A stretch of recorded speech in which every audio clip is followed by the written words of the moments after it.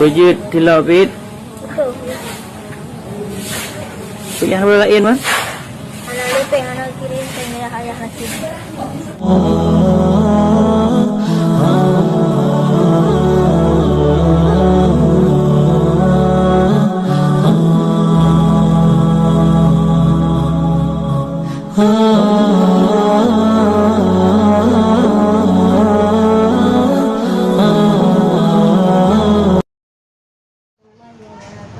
Waalaikumsalam.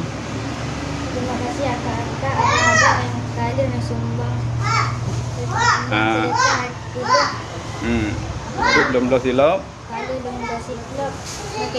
Silap dengan peci. Yang lebih haji belum pergunakan untuk keperluan yang lain.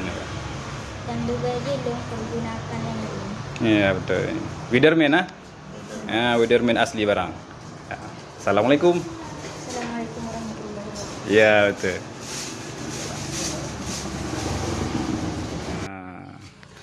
Saudara-saudara sekalian, ya silap alhamdulillah. Cip lu mah Taufik Muhammad Afid. Widerman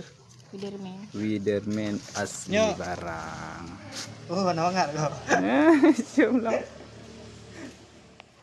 Nya rakan-rakan tua kali mublo amanah daripada duku-duku sekalian ya. Peci mublo sabo, silo Widerman sabo yang asli ya.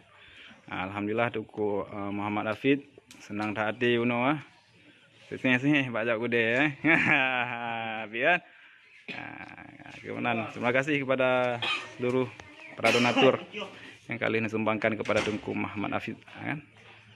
Semoga memudah rezeki dan memudahkan segala urusan baik di dunia maupun di akhirat. Sekian, assalamualaikum warahmatullahi wabarakatuh. Bab yang kepon fa'ala ya amdu sabi dimangganji dan suara yang suruh, maka tanda bahawa NPA kepatah pada mazi dan muda dan dhammah pada mudhari dan bina mutaaddi kebiasaan kadang-kadang lazim. Contoh mutaaddi nasara zaidun amran.